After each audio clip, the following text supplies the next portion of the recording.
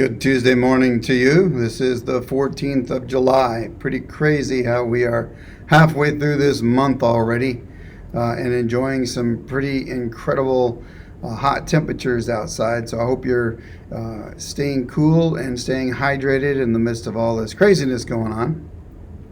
We have been doing some pretty fun projects at my house, and it's given me an opportunity to learn some things that I didn't know before. One of which is, I know that I am not a gardener by any stretch of the imagination. I know how to till up the ground and leave the rest of the work to somebody else because I'm just not good. I don't have that green thumb that a lot of people have. And one of the things I learned a few days ago was that sunflowers have the ability to track the sun's movement. So when the morning sun is coming up, the sunflowers will kind of rotate around and face the sun and then track it until it goes down or their ability to not see it anymore, which I found pretty interesting. So I was like, I'm a little skeptical of that, so I kind of looked it up, and it's like there's other flowers out there that do very similar things. Well, the interesting thing about the sunflower is that once it starts to produce seeds, then it loses that ability.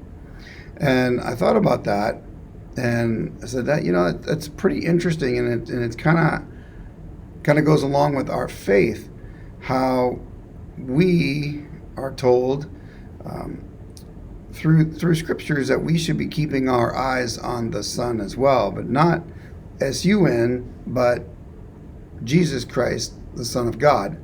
And when we keep our eyes on him, we can rise above our circumstances and the things going on in our lives, and he gives us the strength that we need to make it through those difficult times.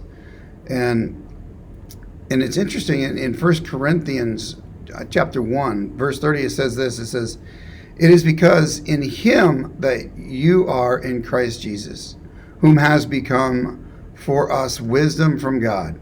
That is our righteousness, our holiness, and redemption."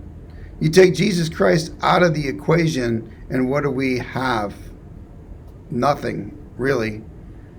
We have struggles and difficulties, which we have even with Christ in our lives. But with Christ, he gives us all these other things that give us the ability to continue on.